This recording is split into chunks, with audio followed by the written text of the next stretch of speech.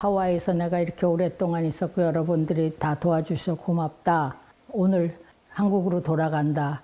이렇게 성명서까지 다 발표를 했는데 못 들어가십니다. 정부에서 들어오지 말라고 하십니다는 소식을 전해요.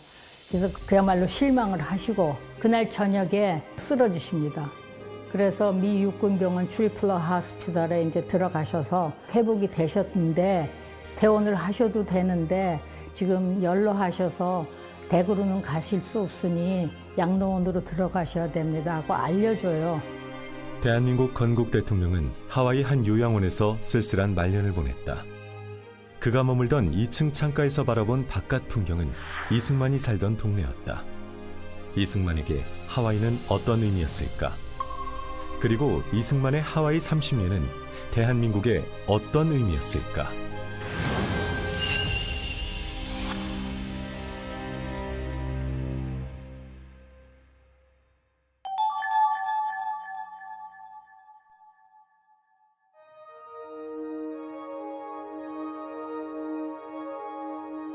한 남자가 하와이 호놀룰루 항에 내렸다. 30살 반듯한 모습의 동양인. 1904년 처음 하와이에 도착한 이승만이다. 그해 8월 한성 감옥에서 추록한 이승만은 11월 29일 호놀룰루 항에 당도했다. 호놀룰루에서 머문 시간은 단 하루. 하와이엔 동포들이 있었다. 1903년 1월 13일 처음 사탕수수 노동자로 이민 온 한인 동포들. 그들은 하와이 전역 사탕수수 농장으로 흩어져 일을 하고 있었는데 하와이에 한 35개 농장이 있었는데 그중에서 가장 우리 한인들이 많이 모여 있었던 것이 에바 농장입니다. 1904년 11월 29일 밤에 처음으로 이승만이 와서 이곳을 방문을 해서 교회에서 한인들 200명이 모인 자리에서 연설을 했어요. 연설 내용에 대한 기록은 없지만 이승만이 어떤 이야기를 했을지 짐작가는 기록은 있다. 에바 한인 교회 분들이 그 이후에 한 3개월 정도 있다가 교회 지도자분들에게 찾아오셔서 약 300불의 헌금을 전달하셨다고 합니다. 그러면서 하시는 말씀이 우리에게도 교회당 건물을 좀 세워주셨으면 좋겠다고 부탁하셨다고 하는데요. 그러니까 농장 관리인이 깜짝 놀래죠. 이 사람들의 월급이 16불 정도밖에 안 될 텐데 어떻게 300불을 헌금을 해서 교회당을 세워달라 그러니까 감동을 해서 그 관리인이 농장 예산에서 1000불을 들여서 목조 건물을 건설을 합니다. 건축을 하고 그 한인들이 낸 돈으로는 내부를 장식했다. 그러니까 우리 한인 교회당이 자체 교회당, 물론 우리 돈으로 한인들의 돈으로 완전히 지은 것은 아니지만 그 어려운 형편에서 300불을 내면서 교회당을 지어달라는 그 제안을 했다는 그것이 3, 4개월 전에 이승만의 연설을 들은 사람들의 자발적인 행동이 아니었나 그렇게 추측할 수 있습니다. 왜냐하면 감옥에서 독립정신을 탈고하고 나오신 이승만이 교회가 자립을 해야 된다는 것과 나라가 자립을 하려면은 경제적으로 독립을 해야 한다는 걸 주장하지 않았나 그렇게 생각을 합니다. 에바 농장 연설에서 그가 남긴 키워드는 자립이었다. 단 하루 저녁 머물면서 자립과 독립의 정신을 강조해 지도자로 각인된 이승만.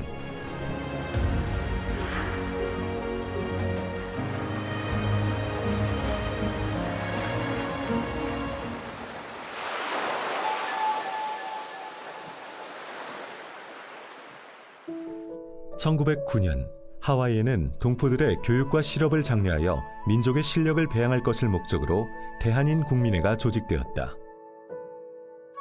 대한인 국민회뿐 아니라 신명부인회, 부인교육회가 잇따라 설립돼 안중근 의사 재판비용 모금 활동에도 참여했다. 백성이 무지해 나라를 잃었다고 믿은 동포들은 자녀 교육을 무엇보다 중시했고 한인 기숙학교도 설립하기에 이른다.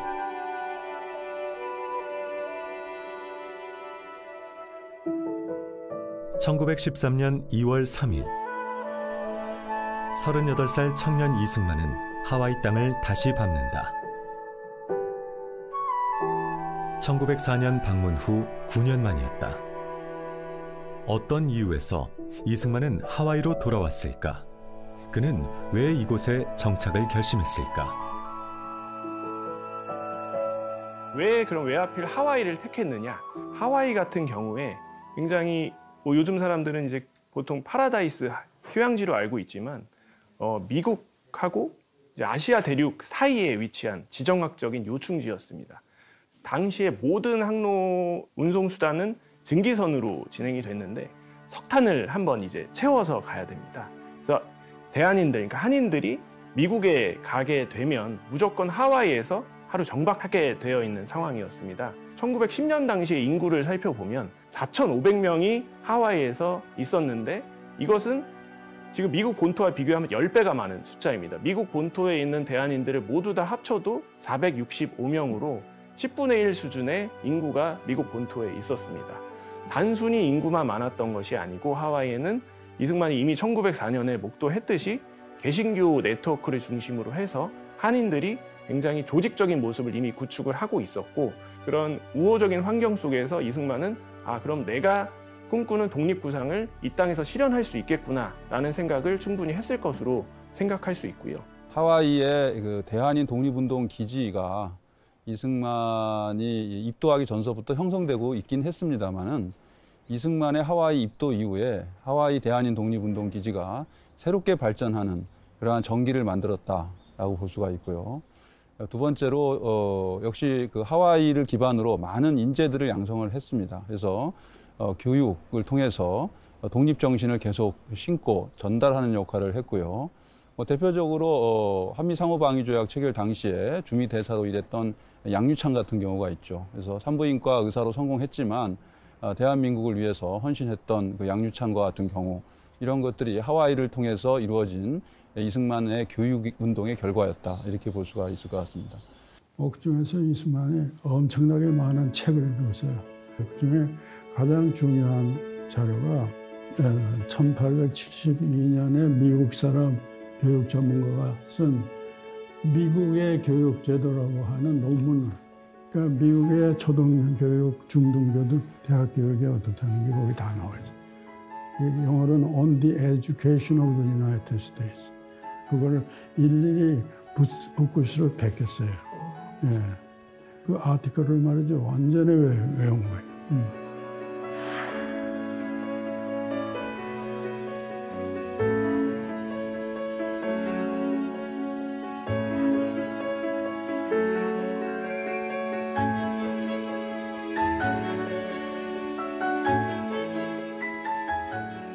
하와이 가서 이승만이 이 교육에 대해서 관심이 워낙 많고 그 교육을 어떻게 하는 게 좋겠다는 생각이 있기 때문에 하와이 와가지고 딴 일을 안 하고 학교 세우는 일을 했단 말이에요. 하와이 정착과 동시에 감리교 감리사의 요청으로 한인 기숙학교의 교장을 맡은 이승만. 그는 하와이 한인 교육에 크나큰 전환점을 만들어내는데 1913년 가을 학기부터 제2대 교장으로 이승만 박사가 활동을 하시게 됩니다. 교장이 되시면서 학교 이름을 한인기숙학교에서 한인중앙학교로 바꿉니다. 왜냐? 한인교육의 중심이다. 중앙학교. 그리고 이름을 바꾸고 이름만 바꾼 게 아니라 이게 남학교였는데 남녀공학으로 바꿉니다.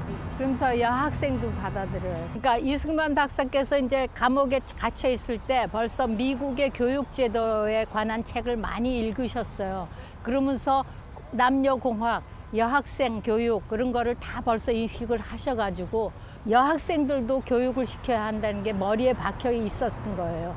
대한민국의 교육 역사상에 남녀공학을 처음 시작하신 분이 이승만 박사였고 또 이제 나중에는 이제 여성 참여, 정치에 참여하는 참정권까지 주는 게 이승만 박사입니다.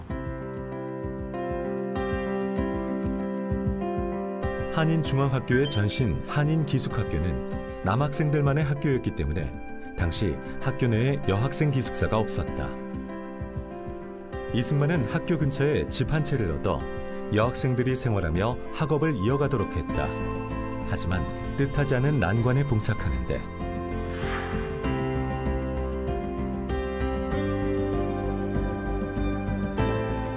한인기숙학교를 남녀공학으로 바꾸고 학교 이름도 한인중앙학교로 바꿨어요. 남학생들만 있던 기숙사였기 때문에 여학생 자리가 없었어요. 그래서 이제 여학생 기숙사를 학교 옆에 집을 하나 빌려서 여학생을 기숙사로 사용을 했는데 여학생이 자꾸 늘어나니까 그 집이 비좁아진 거예요. 그래서 여학생 기숙사를 또 하나 짓자 그래가지고 이승만 박사가 이 길에다가 땅을 하나 사가지고 여학생 기숙사를 졌어요. 그래서 학생들이 여기서 살면서 한인중앙학원에 다녔는데 그 거리가 멀었기 때문에 여학생들이 걸어 다니기가 힘들어서 이제 고민을 하시는 거예요. 이승만 박사가. 이렇게 애들이 통학하기가 힘들다. 그러니까 차라리 그러면은 여학교를 따로 짓고 기숙사하고 여학교가 같이 있는 거를 시작을 하는 게 좋지 않겠냐 해서 이제 우리 교민들하고 의논을 하신 거죠. 그러니까 교민들도 그렇게 해서 그럼 여학원을 짓자 그래가지고 캠퍼스를 짓고 기숙사를 하나 짓고 그래서 잘 운영이 됐어요. 그게 1915년 가을 학기부터 시작을 해서 잘 운영이 됐어요. 그런데다 이제 그 학교에 대해서 영자신문에서도 그러고 막 이제 학교를 홍보를 해주고 학교가 운영이 잘 되니까 남학생 학부형들이 우리 남학생도 거기에 받아달라고 또 요청을 하니까 1918년 봄학기에 남학생을 받아들여요. 그래서 여학교가 이제 남녀공학으로 또 변해지는 거예요. 그러고 보니까 학교 이름은 한인여학원인데 남학생이 들어왔으니까 남녀공학으로 바꿔서 이름을 한인기독학원으로 바꿨습니다. 그러고 나니까 남학생들 기숙사도 또 져야 되고 그러니까 여기에는 땅이 이렇게 좀 가파라서 질 수가 없어서 이 땅을 이제 여기서 철거를 하고 그래서 그 이제 알리올란이라는 그 학교 그때 그 학교도 마침 문을 닫았던 학교인데 거기를 이제 수소문을 해서 거기를 빌려서 이사를 가고 1918년 한인기독학원이 설립된다. 아직 알리올란이 학교 현판을 떼지도 못한 채 한인기독학원의 역사가 시작되었다. 한인기독학원은 교육열이 유독 강했던 한인들의 열의와 교사들의 헌신, 무엇보다 이승만의 추진력이 있었기에 가능했다. 100년 전 부지 그대로 알리올란이는 초등학교로 운영되고 있다. 여름방학이 시작돼 한적하고 조용한 교사.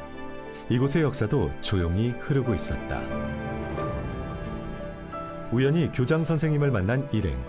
알리올란이의 역사가 새겨진 곳이 있다고 한다. 한인기독학원 100주년을 기념한 동판이다. So since we put this in 2018, tell me about what do you do with this? Whether you introduce your students at the beginning of semester? Yeah, so I'm the new principal here, so what I want to do is like have all our students understand the history of the school. And so we can have this. The last couple of years were hard just because of COVID. Yeah, that's right. But this coming year, what we want to do is have them have a good understanding of the history of our school, the history behind the Korean Christian Institute and what role they played in our school. That's good. Just so the kids have a good understanding of the tradition and the history of the school.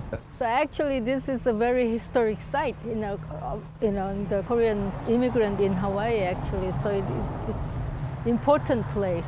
So since we know now, let's do something close, contact relationship with the Korean American Foundation. Yeah, so I think it would be a great idea if we had like that partnership. So whether it's an art contest or something where good. somebody can come and do a Music lesson or that, for our Gangnam students. Style, BTS. Anything, yeah, You can bring the BTS over here. Okay, bring BTS. We have a lot of people in the army, so if you bring BTS, that'd be good. That's good. But Great. anything to like just strengthen the students' understanding. Yeah, that's good. That's good.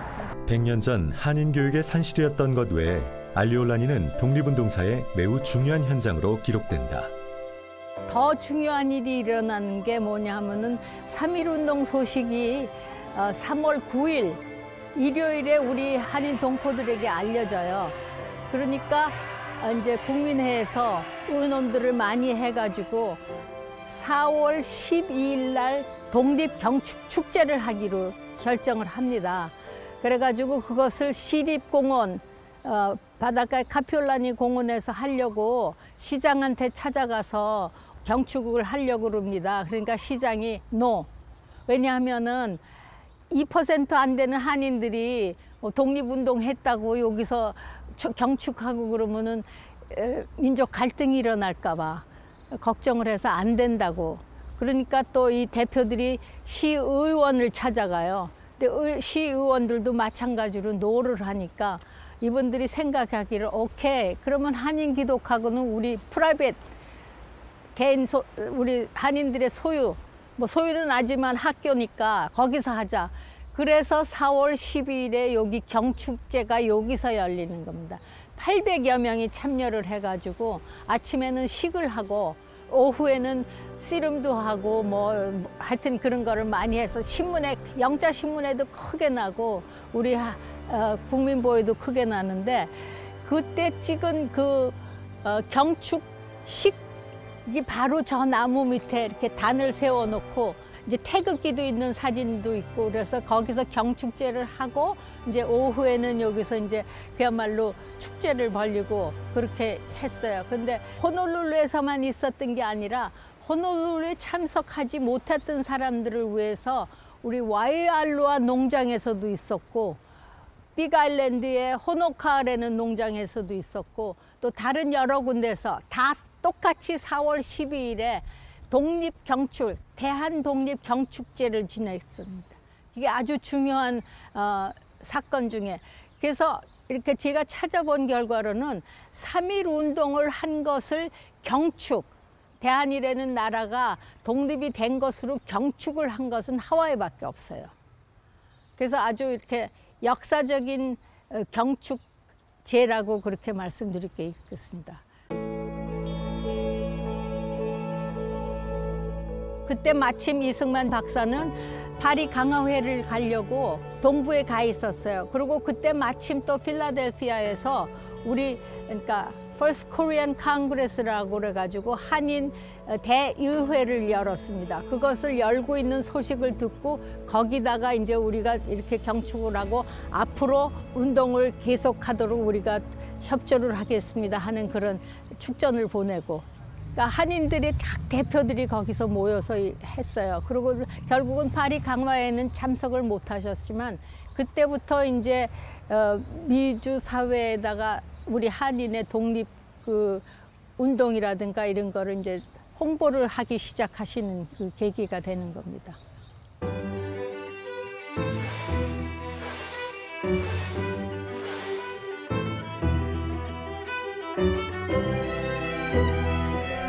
방과 후 한글과 한국사 수업 외엔 모두 영어로 진행됐는데 교과 과정은 공립학교 과정과 같았고 졸업 후엔 공립고등학교에 진학할 수 있었다. 정규 교과 과목 외에 보이스카우트와 YWCA 회원 활동, 스포츠팀도 운영되면서 국제사회에 적응할 인재로 양성하고 있었다.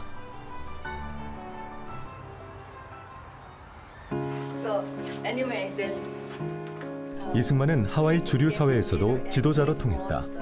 하와이 정착 이전에 이미 YMCA 국제위원회와 교류하고 서울 YMCA 총무를 맡았던 이승만. 한인 동포들의 교육 사업에 매진하던 그에게 하와이 YMCA 활동은 어떤 의미였을까?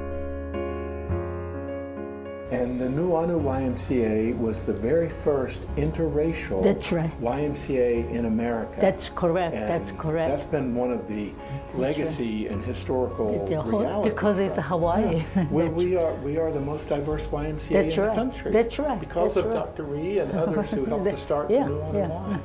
It's a wonderful gift that Dr. Ree and others gifted to us. That's this right. collective, everyone together YMCA. That's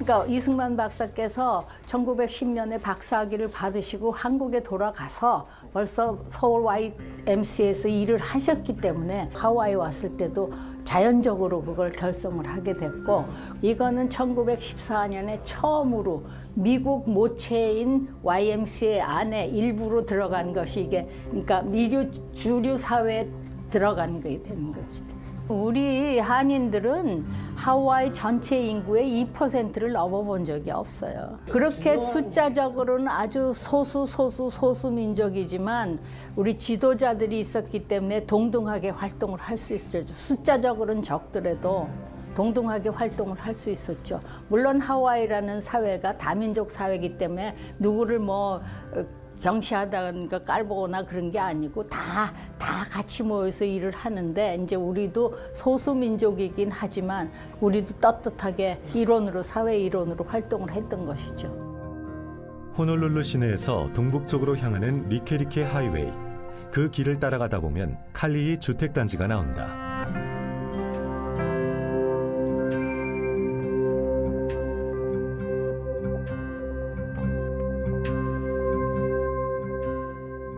현 칼리히 초등학교, 한인 기독학원이 알리올라니를 떠나 새 교사를 지었던 곳이다. 교사 이전 후 학생 수는 늘고 매해 많은 졸업생을 배출했지만 무상교육에 기숙사비마저 탕감받는 학생들이 늘어나며 이승만은 학교 부지를 조금씩 팔아 학교를 유지할 수밖에 없었다. 어려움은 계속됐다. 1930년대에 들어서 경제 대공황 시기와 맞물리면서 학교는 한계에 봉착하기도 했는데, 한편 그 무렵 이승만은 벽안의 신부를 맞이해 1934년 결혼식을 올린다. 이번 다큐멘터리 제작 과정에서 우리는 이승만의 결혼식 사진을 입수하게 됐다. That was taken in New York. 국내 최초로 공개되는 이승만 프란체스카 결혼 사진. I know his marriage was a surprise to everybody. 사진을 소개한 위니프레드 씨. 그의 어머니는 김노디다. 김노디는 1919년 4월 필라델피아 한인 대표자 회의에 참가해 당당히 연설을 하기도 했다. 그는 이승만 박사의 양녀이기도 했다. 이번 다큐멘터리에서 최초 공개되는 또 하나의 중요한 문서, 김노디의 양녀 입적 계약서. 훈장증 고 김노디. 대한민국 헌법에 따라 다음 훈장을 추서합니다. 건국훈장, 애국장. 2021년 3월 1일 대통령 문재인. 어머니 김노디 지사 대신 훈장을 받은 위니프레드. 위니프레드는 칼리히 한인 기독학원의 학생이기도 했다. 어린 소녀였던 위니프레드는 93세의 노인이 되어 그 시절로 돌아간다. See? Korean Christian Institute. Yeah. 22 to 47.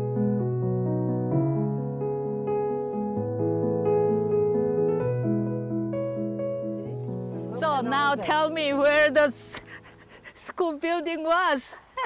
I have no idea.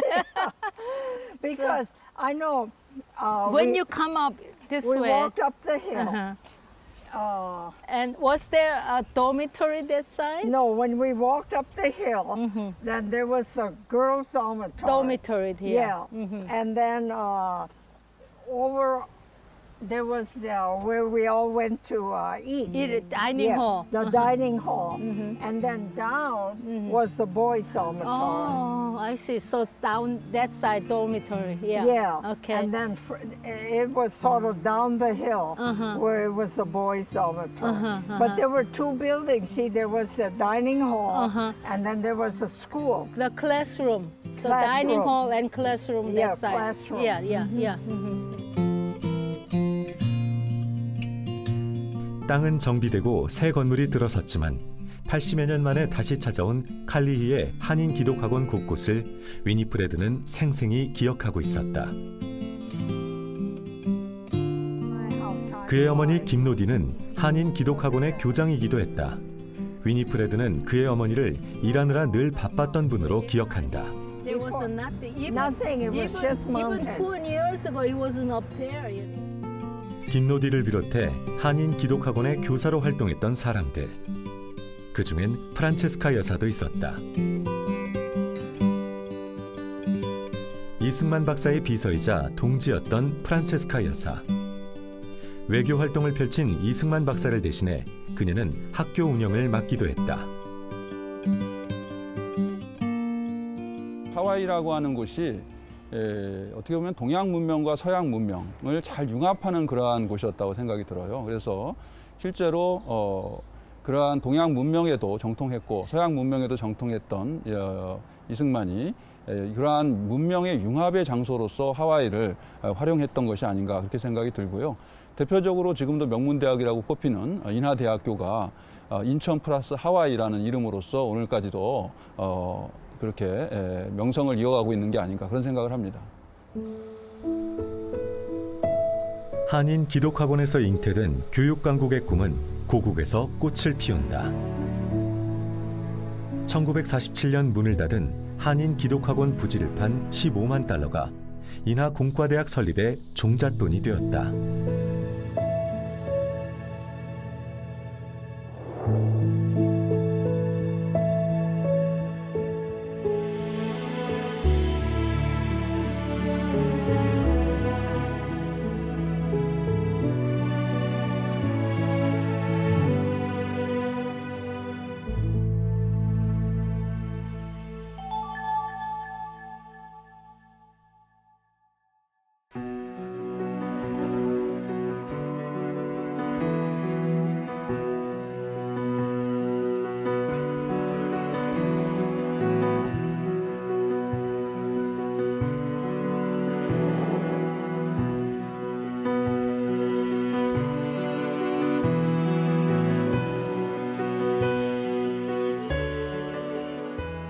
한국교회 핍박을 왜 이분이 집필을 했을까?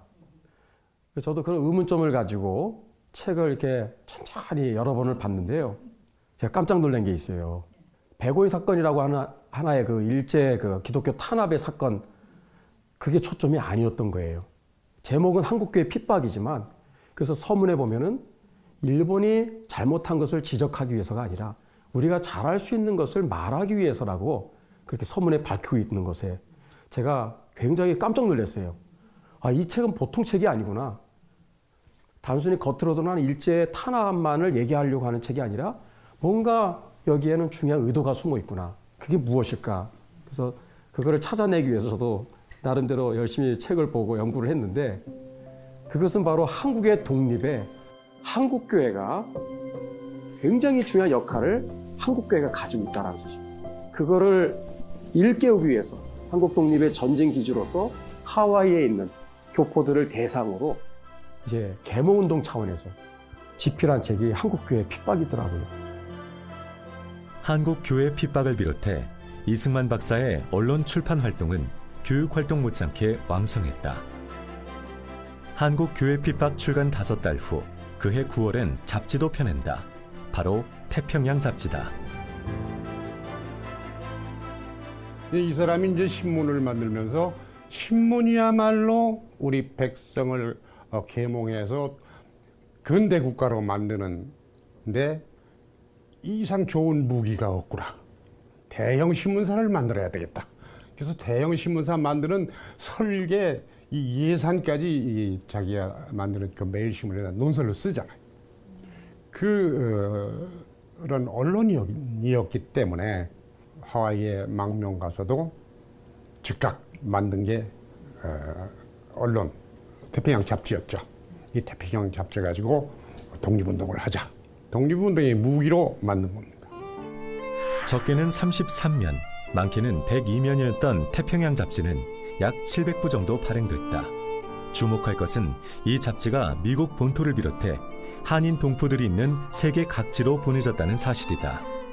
이 태평양 잡지가 발간되면은 하와이는 물론이고 미국 본토 그리고 우리 교민들이 있는 쿠바, 멕시코, 중국, 만주, 남경, 북경, 심지어는 영국, 프랑스, 독일 이런 데도 배포가 됐습니다. 그러니까 이게 그렇게 전 세계에 있는 한인들이 있는 곳에 배포가 됐다는 얘기는 태평양 잡지를 통해서 서로 하와이나 미국에 있는 동포들은 이 본국이나 또 중국에 있는 동포들이 어떻게 생활하는지 어떻게 운동을 하고 있는지 이런 소식을 주고받는 역할도 하잖아요. 그러니까 언론 매체 역할을 한 거죠.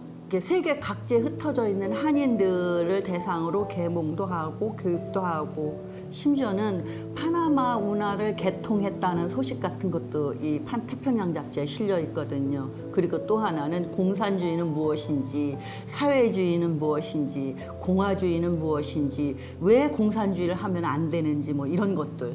이거는 그야말로 우리가 해방이 되면 어떤 나라를 세워야 되겠다는 그 이승만 대통령의 생각이 이 태평양 잡지를 통해서 우리 한인들한테 전달되어지는. 이 양반은 해외에 나와 있는 한국인들이 국내에 나와 있는 동포들보다 훨씬 시야도 넓고 또 그래서 국제적인 독립운동가를 만들 수 있는 가능성을 품은 인재들이기 때문에 국제연대 이승만이 생각한 게 그때부터 국제적인 연대를 통한 독립. 그래서 끊임없이 잡지 한우 100페이지도 안 되는 잡지 거의 90%가 국제정신일 때에도 있고 그러면서 이걸 끊임없이 또 설교로 강연으로 교육을 시켜요. 이 양반은 언론인이자 제가 보니까 타고난 선생님이야. 교사. 그것도 기독교 목사 같은, 전도사 같은. 또 하나의 주목할 출판 활동, 독립정신의 재발간이다.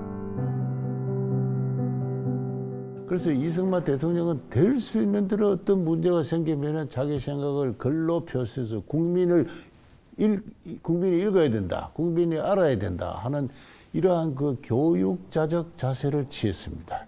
아마 그 독립정신을 비종교적 차원에서도 내가 어떠한 사상과 철학의 소유자인가를 교민사회에 알리고 싶어서 그렇게 출간하지 않았을까. 잘 아시는 대로 그때는 하와이 교민사회가 크게 독립운동의 방략을 둘러싸고 서로 갈등을 하고 있을 때 아닙니까? 한쪽에는 무장, 독립, 투쟁 노선이 있어서 군사학교를 설립하고 했는데 그것은 그야말로 밑빠진 독에 물붓기고 미국의 이민법에도 저축되는 어떤 그런 활동이었고 장기 지속할 수가 없는 그러한 것입니다. 이승만 박사는 한국인들이 세계 공론이 인정하는 자유롭고 독립적인 시민으로서 성숙하는 길이 독립으로 가는 올바른 길이고 또 그 길밖에 없다 이렇게 생각을 했습니다. 따라서 선교와 교육 사업에 치중을 해야 되는데 이 교민들로부터 거둔 그 세의 상당 부분을 군사학교에 넣고 있는 것을 더 이상 볼 수가 없어서 이제 갈등을 이제 시작하셨고 그때 아마 우리 하와이 교민들에게 그 우리의 활동의 본의가 어디가 있다는 것을 좀 더 정확하게 알리기 위해서 그 책을 참 비용을 들여서까지 다시 출간하지 않았을까. 태평양 한가운데 섬 하와이에서 이승만은 어떻게 그토록 방대한 양의 지식과 교양을 쏟아낼 수 있었을까? 그 답은 미국 본토에서 받아본 신문기사 스크랩에 있었다. 놀라실 수 있는데 해방 이전 이승만 박사께서 1921년부터 1943년까지 스크랩한 기사가 총 13,742개에 달합니다. 이렇게 방대한 분량의 신문을 수집할 수 있었던 것은 수집의 채널이 다양했기 때문이에요. 첫 번째는 자신이 체류하던 공간에서 직접 그 신문들을 다 수집을 했고요. 두 번째는 독립외교와 관련된 인물들을 통해서 간접적으로 그 기사들을 전달받기도 했어요. 하지만 결정적으로는 신문 스크랩 대행업체를 활용할 수 있는 기지가 있었던 거죠. 이 신문 스크랩 대행업체라는 걸 아예 모르는 분들이 많아요. 현 시대에는 알 수가 없어요. 그 당시 언론에 밝았던 이승만은 이것을 활용할 수 있었던 기지가 있었습니다. 그래서 그 키워드를 코리아로 설정해서 수집을 의뢰했고, 그 업체에서는 제목이나 본문에서 코리아가 언급된 기사들을 모두 모아서 발송해 주었습니다. 수집된 기사의 내용은 시기마다 좀 차이가 존재하긴 하지만요, 크게 3가지 정도로 대별이 됩니다. 첫 번째는 국제정치적 사건 및 국제 정세를 담은 내용.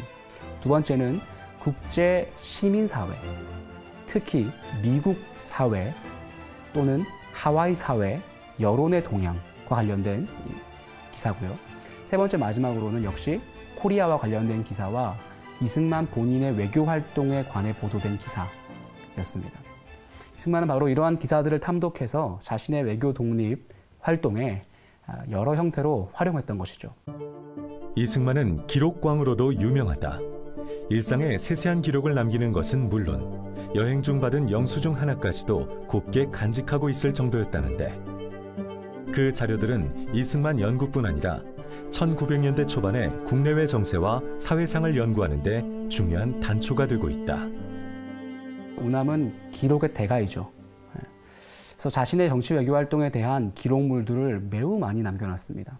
심지어 독립외교 활동을 하면서 잠깐 머물렀던 커피집에 영수증까지. 그 기록의 대가가 남겨놓은 기록물들이 연구되지 않은 정도가 아니라 정리조차 되지 않아서 존재도 모르는 문서가 굉장히 많았습니다. 그분이 나눴던 그 회계 수첩 같은 거를 보면은요, 기가 막힙니다. 뭐 단돈 1전이라도 어디다 썼다는 걸 전부 기록을 해 놓으셨는데, 이제 불행하게도 한 곳만 남아 있어서 1920년도 중간에 있는 그것만 남아 있어서, 그나마도 그분이 어떻게 활동을 했다, 어디다 돈을 썼다, 뭐 머리를 얼마 주고 깎았다, 뭐 이런 지팡이를 어떻게 얼마 주고 고쳤다 하는 이런 얘기까지 다 이제 기록이 남아 있고요. 그분이 이렇게 다 남겨 놓으셨기 때문에 우리가 그분의 행적을 찾아보는데, 또 일지도 남겨 놓으시고, 그래서 그나마 찾아볼 수 있는 우리가 기록들을 거기서 다 얻을 수 있지 않나, 그렇게 생각을 합니다.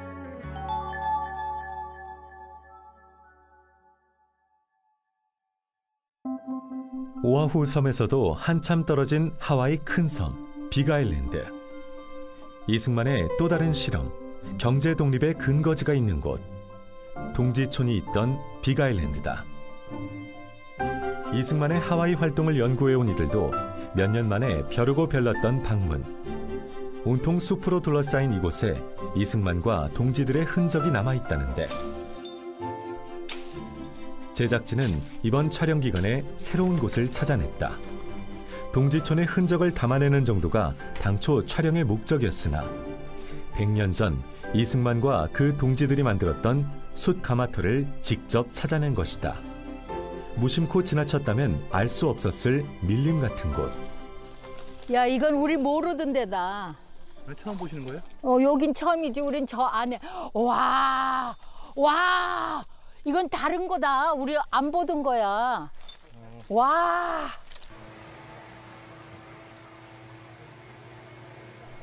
울창한 숲에 가려진 놀라운 현장. 100년 전 조성된 숯가마터다. 이것도 다행스럽게 이분들이 이 집을 지면서 선로를 보고 그리고 또 동네 애들이 와서 놀면서 여기에 벙커가 있다고 가르쳐줘서 이런 게 있는 거를 알았는데 자기네는 들어와 보지는 않았지만 벙커가 있다고 애들이 얘기를 한 거는 들은 적이 있대요. 그러니까 이 근처에 이게 몇 개가 더 있는지 우리는 모르는 거죠. 그러니까 어쨌든 이번에 이 다큐멘터리를 만들면서 이 규모가 그렇게 하나가 있고 그런 게 아니라는 걸 지금 우리가 알게 된 거예요. 이승만은 사탕수수 농장 일을 더 이상 하기 힘든 나이든 동포들을 구제하고 경제적 자립을 도모하기 위해 동지촌을 만들었다. 조성 당시 오희화수 968에이커에 달하는 규모였다는 동지촌. 드디어 5년 만에. 5년 만에 드디어.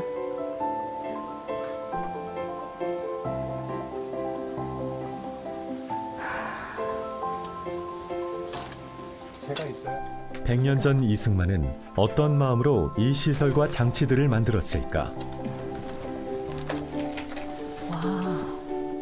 태평양 섬 한가운데 조성된 첨단의 숯 제조 시설. 이끼와 녹으로 뒤덮였지만 세월의 흔적 아래 확인했던 것. 그것은 이승만과 동지회 회원들의 땀과 노력이었다. 이 바퀴가 그러니까 이 위에 이제 철제 나는 바구니라고 그러는데 어쨌든 철제 칸이 들어가야 되니까 이 바퀴가 그 철제 칸의 바퀴예요. 그래서 이 선로를 따라서 이 속으로 들어가게 그렇게 만들었던 거죠. 어? 들어갔다 나왔다 이제 그런 게 그러니까 야 참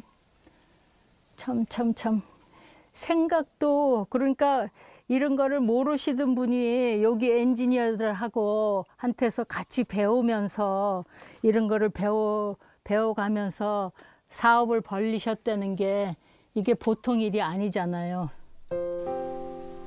이승만은 엔지니어에게 일일이 배워가며 숯을 구웠다. 당시 그에게 가장 중요한 것은 동포들의 자립이었다.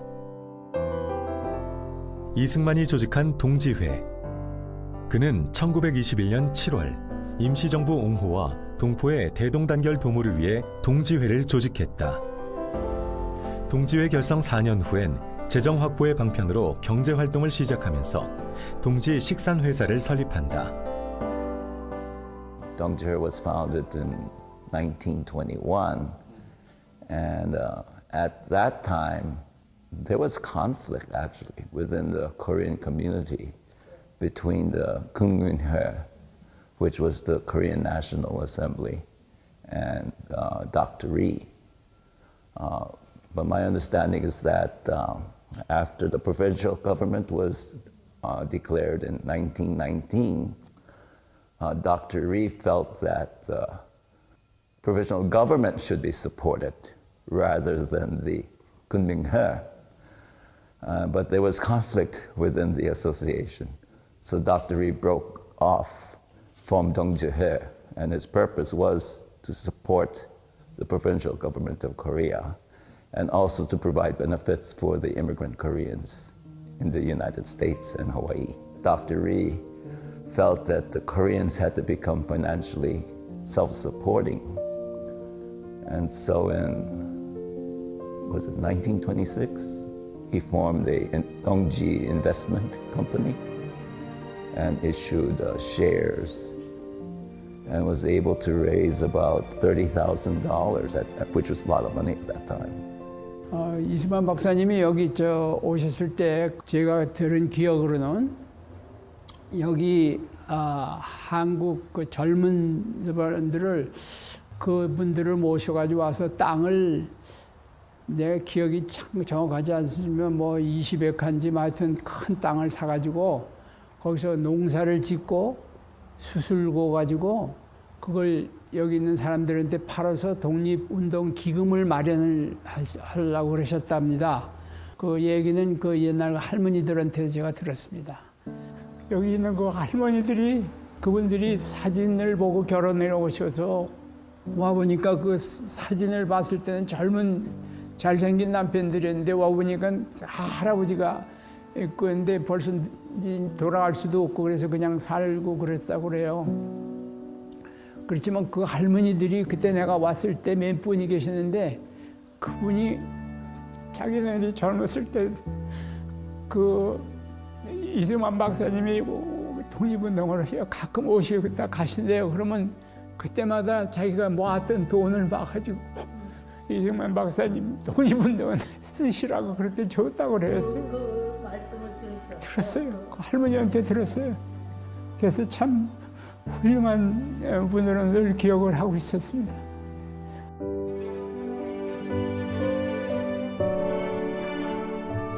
골프장 6개 크기의 대단지. 힐로섬에 넝쿨로 뒤덮인 척박한 땅 동지촌은 이승만의 이상향이었다. 우리가 찾아낸 것은 주택가에 맞닿아 겨우 한 사람 출입할 만한 공간 정도였지만 그 안에 담겨진 이승만의 꿈은 968에이커 그 이상이다. 사탕수수 농장에서 은퇴할 나이가 된 한인들은 점차 경제력을 잃어가고 있었다.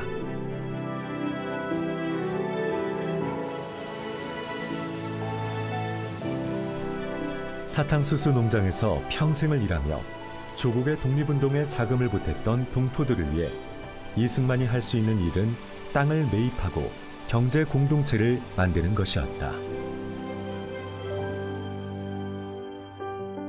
이승만은 동지촌의 한 작은 집에 기거하면서 동지 회원들과 함께 직접 임야를 개간하고 숯을 구웠다. 하지만 부푼 꿈과는 달리 목재의 질과 양, 숯가루의 완성도가 납품 수준을 맞추지 못한다. 설상가상 미국의 경제공황과 맞물리면서 계획한 경제자립은 물거품이 되어버린다. 동지촌은 실패로 돌아간 것이다. But that went bankrupt in 1933, I believe. And I was told the reason it went bankrupt was because their contract with the U.S. Navy to supply charcoal was broken by the U.S. government. And after that, it got into financial trouble. So that in 1933, they had to auction off all that land. 결국은 자금 부족, 경영 부족, 인재 부족 이런 여러 가지 합쳐가지고 또 미국 전체 경제 상황 이런 데에 걸쳐서 실패를 했습니다마는 결과적으로 실패를 했습니다마는 실패해서 끝나지 않았던 것은 이런 것을 기반으로 해서 다음 활동을 하는데 48년에 대한민국이 건립되고 나서 경제 정책이라든가 농업 정책이라든가 이런 게 기반이 되지 않았나. 기반이 됐습니다. 됐다고 믿습니다. 1931년 4월 동지촌은 파산했다. 그렇다고 동지회와 이승만의 의지가 꺾인 것은 아니었다.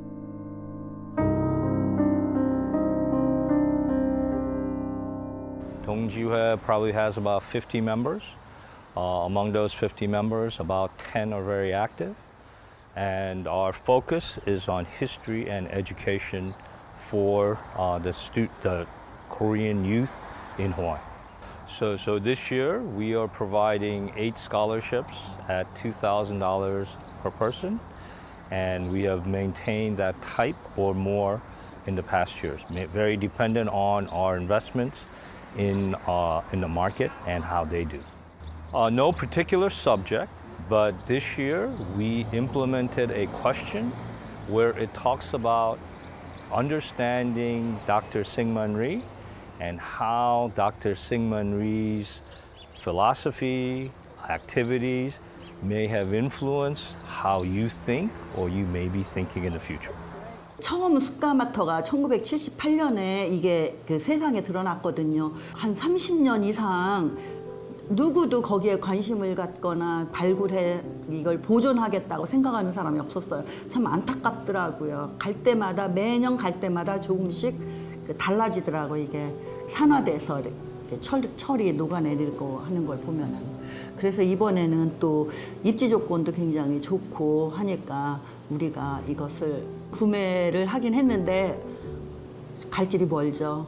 이 가마터가 그냥 이승만 박사의 독립운동 유적지이면서도 하와이에 있는 동포들의 그 피와 땀이 같이 여기 얽혀 있는 거잖아요. 그러니까 하와이 이민 1세대들의 독립운동, 그러니까 조국 독립을 위한 그 희생의 발자취이기도 하고, 그러니까 하와이 교민들한테도 굉장히 중요한 역사적 그 유물이면서 우리 대한민국의 또 굉장히 중요한 독립운동의 발자취니까 이거는 뭐 어느 개인이 할 수 있는 일이 아니니까 정부 차원에서 들어서서 이거를 잘 좀 해줬으면 하는 바람입니다.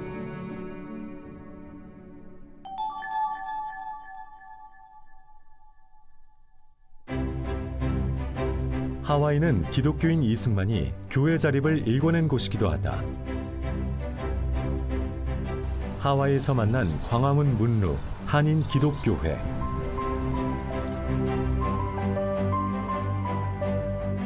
이승만은 하와이 감리교회에서 독립, 한인들만의 독자적인 교단을 세운다. 오아후 섬 릴리하의 한인 기독교회에 그 역사가 고스란히 남아있는데, 이승만은 두 번째로 교회당을 건축하면서 특별한 요청을 한다. 교회당에 광화문 문루를 가미해달라는 것이었다. 광화문의 문루를 직접 보지도 못했던 한인 설계사가 사진만으로 광화문 문루 교회당을 만들었다. 이 한인 기독교회는 하와이 한인들의 상징적인 장소와 건물로 자리매김한다. 자립이라는 키워드가 교회 설립으로 이어진 것이다. Parents were married here in the church, and I was baptized here and started attending Korean Christian church since I was a baby, yes. I also got married here with my wife, and my children were baptized here too. My name is Joseph Kim. I'm a fifth generation member of the Korean Christian church. I don't really have a comment on that one because again, my grandfather was a baby, I was a baby, you know. I do think we need to remember that as a founder, but at the same time, it is a church that should be based and founded on God. 코로나 이후 대면 예배가 사라졌던 교회가 모처럼 주일 예배로 활기를 띈다. 한인 기독교회는 하와이 한인 기독교인들의 정신적 구심점이 되고 있었다. 예, 저희들이 교인 대부분들은 오래되신 분들은 우리가 해마다 이 숙모회와 동지와 함께 우리 이승만 초대 대통령님을 기념하는 생신을 우리 교회에서 해마다 해왔습니다. 오아후 섬 와히아와 교회, 이승만이 세운 호놀룰루 한인 기독교회를 따라 세워진 한인 기독교회다. 1919년 이 소박한 교회 건물에 한인 동포들이 모여 예배를 드리고 조국 독립을 기원했다. Our church was founded in 1919 under the leadership of Dr. Syngman Rhee. He had already started the Liliha Korean Christian Church, then started Wahiwa Korean Christian Church in 1919. Many Korean ministers since then have served here. 오아후 섬에서 비행기로 40분 나라가 만난 빅아일랜드 힐로. 호놀룰루뿐 아니라 빅아일랜드에도 이승만의 교회 자립의 흔적이 남아있다. 힐로 한인 기독교회를 찾은 제작진. 한인 동포들이 있는 곳엔 이승만이 있었고 교회가 세워졌다. 이승만은 조국이 기독교 정신으로 무장해야 한다는 신념을 가지고 있었다. 기독교 정신이란 평등과 독립 정신이 그 근간이기 때문이다. 저희 교회는 1919년에 이승만 박사에 의해서 교회가 세워진 교회로 알려져 있습니다. 저희 교회는 멤버라고 하면 아이들까지 다 합쳐야 40명 정도입니다. 그러니까 어른을 그 숫자를 보면 한 30명 정도밖에 되지 않는 교회지만은, 그러나 이제는 그래도 교인들이 여태 우리가 받은 그러한 은혜, 사랑들을 이제는 더 많이 나누자, 그러한 나누는 교회로 우리가 탈바꿈 하는 그러한 과정을 겪고 있습니다. 몇 년 전에 100주년 기념 예배를 우리가 감격적으로 드릴 수 있는 그러한 시간이 되었습니다. 이승만이 100년 전 하와이 곳곳에 설립한 교회는 그의 신념과 함께 성장해왔다. 이승만의 신념은 기독교 정신, 그리고 독립 정신이었다. 제일 중요한 건 저는 독립 정신이라고 생각을 하거든요. 이 독립 정신이라는 거는 이제 이승만의 저서의 제목이기도 합니다.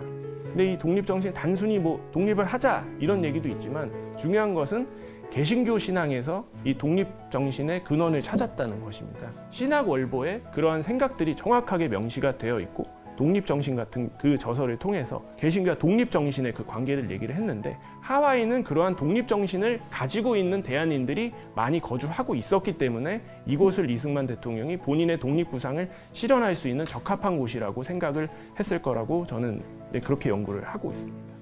저는 제가 하와이에 정착한 50년 전에 1972년을 떠올려 봅니다.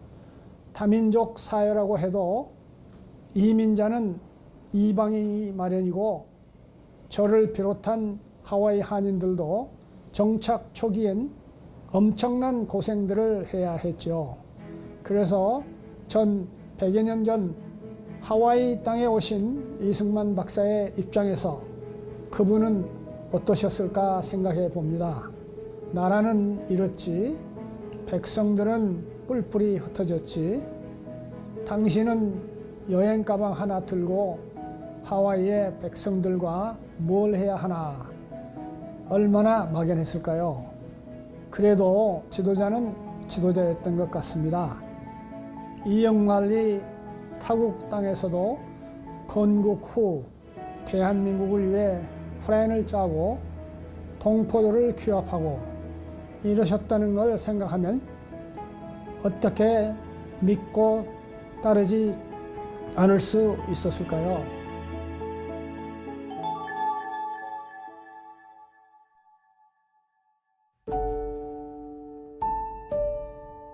대한민국 국립서울현충원. 이곳에 건국 대통령 이승만의 묘소가 있다. 2022년 5월 하와이에서 온 이덕희 소장과 건국 이념보급회 김효선 사무총장이 이곳을 방문했다. 이승만 대통령께 이 다큐멘터리의 제작을 알리고 싶었던 것이다. 어떻게 오셨어요? 그냥 여기 산책 좀. 산책 정도로. 이 비석은 98년에 세워졌어요. 돌아가신 건 65년에 돌아가시고, 근데 이제 그때 정권이 그러니까 비석을 하나도 못 세웠었어요. 그래서 하와이의 이명신 총장이라고 그때 그렇죠. 그분이 하와이를 지나가시면서 묘지에 묘비가 하나도 없으니까 하와이 동지회 사람들이 좀 그 묘비할 돌을 좀 보내달라. 그래서 저 돌이 온 겁니다. 저게 처음으로 세워진 게 71년에 세워진 건데 그때 프란체스카 여사께서 돌만 보내면 시하고 이제 조각은 우리가 할 테니까 그걸 보내달라 그래서 그걸 보내서 인천을 통해서 저게 들어온 거예요. 그래서 그 운반비까지 전부 와서 여기서 이제 조각을 해서 이렇게. 그래서 그 71년에 세워졌을 땐 이거 하나밖에 없었어요. 이제 98년에 저것도 98년에 같이 세워지고. 근데 저것도 처음에는 건국 대통령이라고 써 있었거든요. 근데 그거를 그 김대중 대통령 때, 그러니까 김종필 씨가 국무총리였고 못 세우게 했어요. 안 된다고. 건국이라는 말 쓰지 말라고. 그렇죠? 그건 모르고 어쨌든. 그래서 이제 할 수 없이 그걸 못 세우고 그 비석은 지금 현재 이 비석 뒤에 땅에 묻었어요. 예.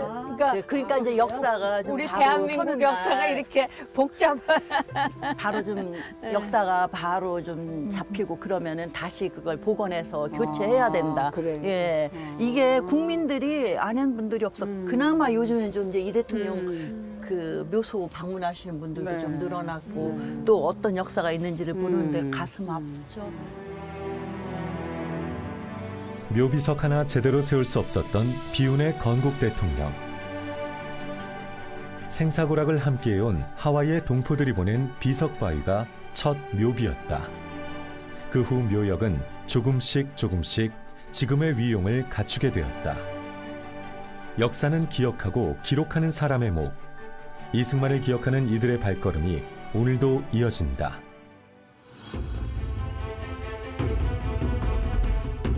(1960년) 4.19 혁명 후 이승만은 대통령의 자리에서 물러난다. 그원하는 대통령 직은 사임할 것이며, 둘째는 선거를 다시 하도록 지시하였고, 셋째는 이규근 의장이 공직에서 완전히 물러가겠다고 결정한 것이다. 하야한 이승만을 초청한 곳은 하와이였다. 1960년에 하야를 했거든요. 하와이에서 좀 하와이 오셔서 좀 쉬시다 가시라고. 그쪽에서 자꾸 통제가 왔어요. 하와이 동정회에서 독립운동 하실 때 같이 독립운동 하시는 분들이 오시라고 이제. 그래서 그것이 이제 5월 말이에요. 그래서 이제 길어야 한 석 달 정도 가셨던 거. 처음엔 길어야 석 달이거니 했다. 하지만 이승만 부부의 하와이 체류는 한없이 길어져만 갔다. 하와이로 날아온 양자 이인수는 이승만 박사 내외의 귀국을 함께 준비한다. 고국으로 돌아갈 수 있다는 기대감에 부풀었었던 담화문엔 그 당시 심정과 입장이 잘 정리돼 있다.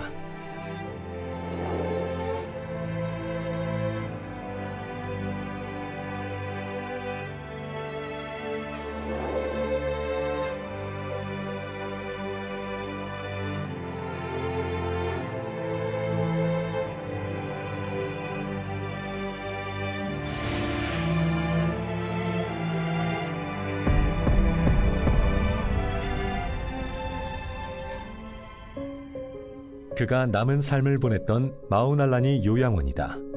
그는 이곳에서 3년간을 지냈다. 형편이 어려운 이승만의 입원비는 마우날라니 요양원이 전액 부담했다. 요양원이 프란체스카 여사를 위한 자그마한 방도 마련해 주어 그는 매일 병실로 출근하며 남편을 간호했다고 한다.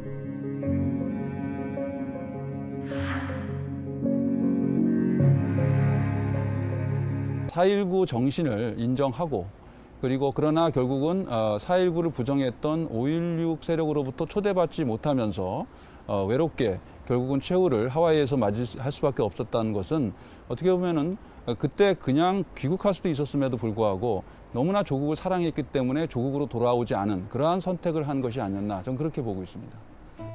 2022년 7월 고국에서 반가운 손님들이 찾아왔다. 대한민국 국가보훈처장이 마우날라니 요양원을 방문한 것이다. 워싱턴에서 열린 6.25 전쟁 72주년 행사를 마치고 본국으로 돌아가던 길, 하와이에 들러 이승만의 발자취를 따라가 보기로 한 것. And President Reed used to be in this room over there that we're going to show you. This one right here.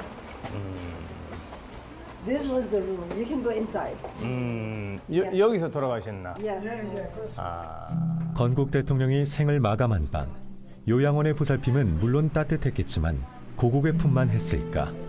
한국까지의 7,000km는 이승만의 그리움을 채우기엔 너무 먼 거리였다. 매일매일 아마 이 바다를 보면서, 태평양을 보면서 언제 또 며칠 후면 내가 다시 고국으로 돌아갈 수 있을까, 이렇게 기다리다가 끝내 마지막 그 소원을 이루지 못하고 여기서 눈을 감았는데, 한 인간으로서 저는 상당히 그 짠한 그런 느낌을 가지고 있습니다. 이제 역사가 지금 100년도 지났지만 저희들이 좀 이승만 건국 대통령을 다시 기억하고 또 존중한다는 차원에서라도 좀 제대로 그런 어떤 예우할 수 있는 준비를 좀 늦었지만 좀 제대로 할 필요가 있다라는 생각을 합니다. 우리에겐 건국 대통령이 고국의 뼈를 묻을 수 없을 뻔한 기가 막힌 역사도 있었다. 당시 정부가 국립묘지 안장 요청에 답을 주지 않았기 때문이다. 하와이에서 모자는 이제 이승만 박사 돌아가시는데 어떻게 할 것이냐. 그러니까 어떤 사람들은 우리 여기 하와이에 얼마든지 묘지가 있으니까 하와이에 하자. 고향을 항상 하셨으니까 이제 한국에 해야 되지 않냐. 근데 그 결정이 어떻게 되냐면 어머님이 하셨어요. 내가 남편한테 약속한 것이 있다. 나의 남편이 나한테 내가 죽고 나랑 내 뼈를 한국에 묻어라. 그걸 나한테 맹세하라고 그러셨어요. 그래서 나는 남편한테 약속을 한 것이 한국에 묻어야 된다는 것을 약속했다. 그러니까 한국에 어떻게 묻어야 돼.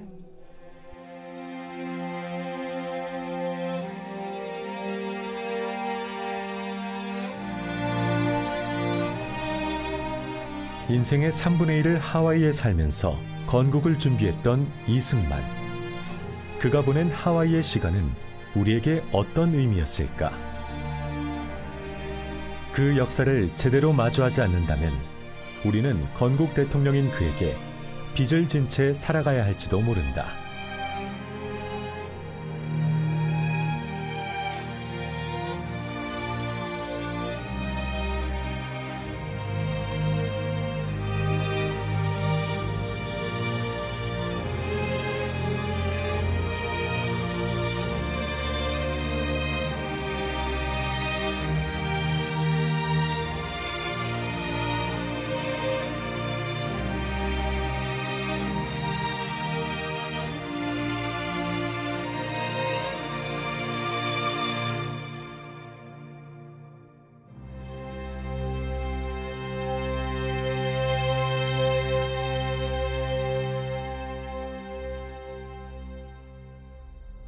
그 하와이에서의 시간은 이 열쇠가 되는 어떤 독립의 문을 여는 열쇠가 되는 키 네이션으로서의 기능.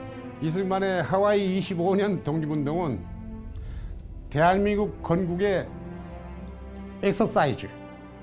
엑서사이즈자 하와이에서 한 그대로 주장한 대로 실천한 그대로 대한민국을 건국했습니다. 하와이 25년은 작은 대한민국이다. 교회 건립 활동, 교육기관 설립, 건국의 기초 작업을 탄탄하게 했던 곳. 외교 활동의 전방 기지가 워싱턴이었다면 외교 활동의 후방 기지는 하와이였죠. 하와이가 사실은 한미 관계에 있어서 중요한 가교적인 역할을 해야 되고 특히 하와이 한인 공동체가 그러한 역할에 상당히 주도적인 역할을 해야 된다고 봅니다. 많은 사람들이 하와이를 거쳐서 미국으로 이민을 갔고 하와이 대학에서 유학을 했고 하와이 대학에서 유학을 하다가 본토로 유학을 간 경우도 많이 있었어요.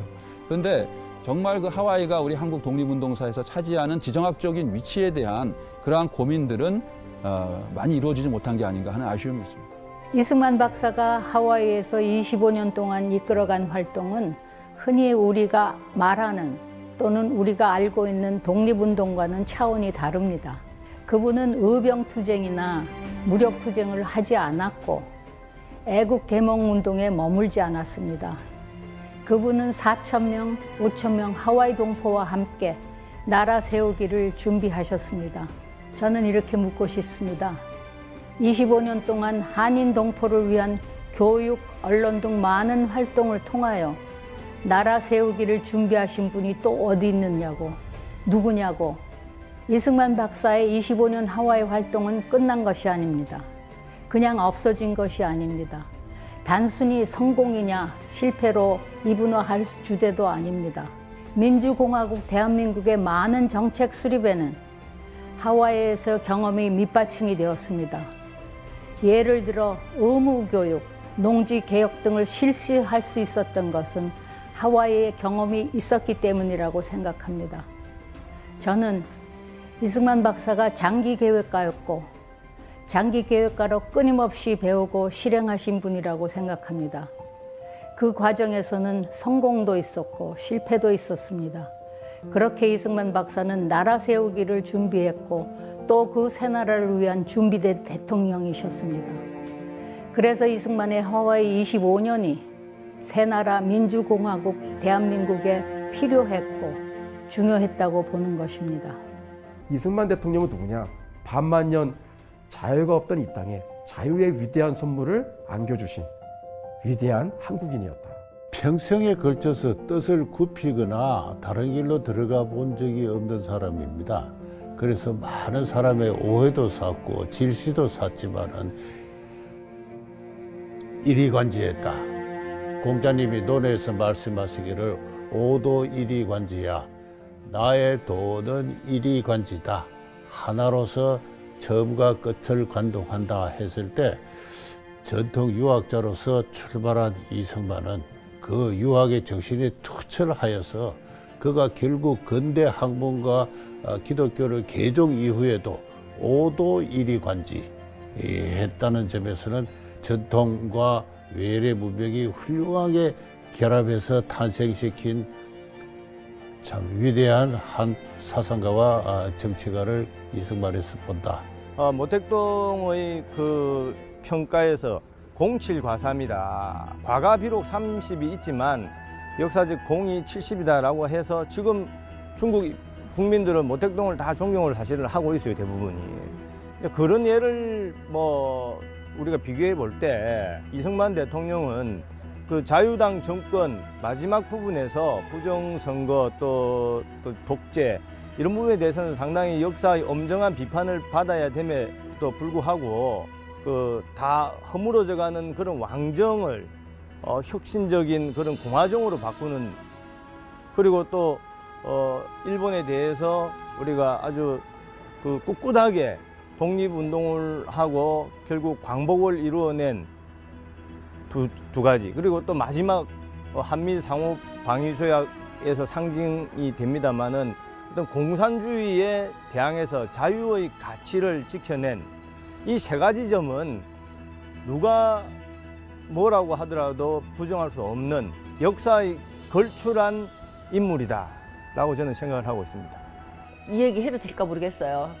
이 다큐를 꼭 만들고 싶다는 생각을 한 거는 우리 한국에 있는 청년들, 학생들 뿐만 아니라 하와이에 있는 젊은 우리 교포들한테도 이승만 대통령 이야기를 제대로 좀 알려주고 싶었습니다. 꼭 알았으면 좋겠다는 생각합니다. 이승만 대통령에 대해서 너무 모르는 것 같아요. 그래서 그러다 보면은 하와이가 이승만 대통령의 근거지잖아요. 제2의 고향이고. 그런데 이승만 대통령의 발자취가 다 잊혀지는 것 같아요. 너무 안타까웠습니다.